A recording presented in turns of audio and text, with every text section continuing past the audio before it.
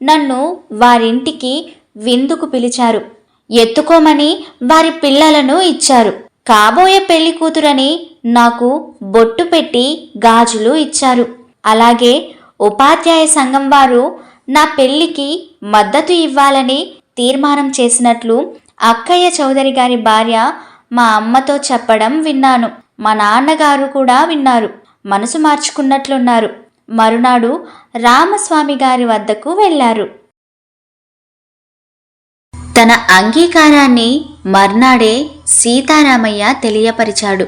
పెళ్లి చూపులు ఏర్పాటు చేయమని అక్కయ్య చౌదరి గారికి లెటర్ పంపించారు రామస్వామి గారు. నా పెళ్లి వార్త ఊరి వారికి తెలిసింది. పామర్రు రెడ్లు, జొన్నపాడు రెడ్లు ఒకటి కాదట.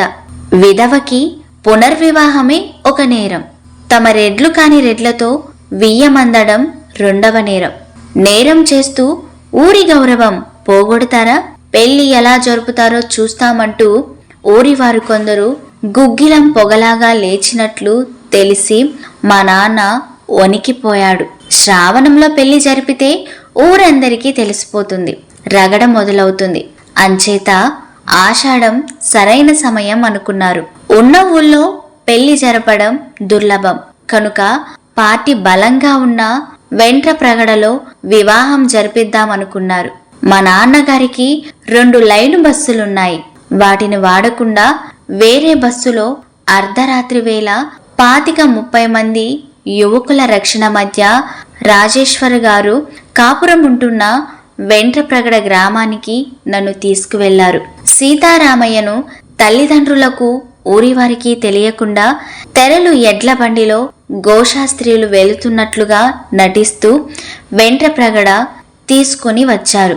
వెంట్రప్రగడలో కొసరాజు శేషయ్య గారిది పెద్ద ఇల్లు. ఆ ఇంట్లో పెళ్లి వేదికను నిర్మించి చంద్ర సావిత్రీదేవి నన్ను పెళ్లి కూతురుగా ముస్తాబు చేసింది. వంగపాటి రంగ, కొసరాజు శేషయ్య, చంద్ర రాజేశ్వరరావు, మద్దకూరి చంద్రశేఖరరావు, పొట్లూరి స్వామిగార్లు పెళ్లి పెద్దగాను, తమ్మారెడ్డి రామస్వామి కన్యాదాతగాను ముందు కూర్చున్నారు. శెట్టిపల్లి వెంకటరత్నం గారు దేశమును ప్రేమించుమన్నా అనే గానం చేశారు. జోస్యభట్ల సత్యనారాయణ గారు మా దంపతులతో పెళ్లి ప్రమాణం చేయించారు.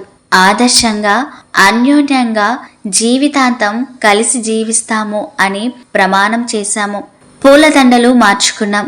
పెద్దలంతా సుఖ సంతోషాలతో జీవించండి అని ఆశీర్వదించారు.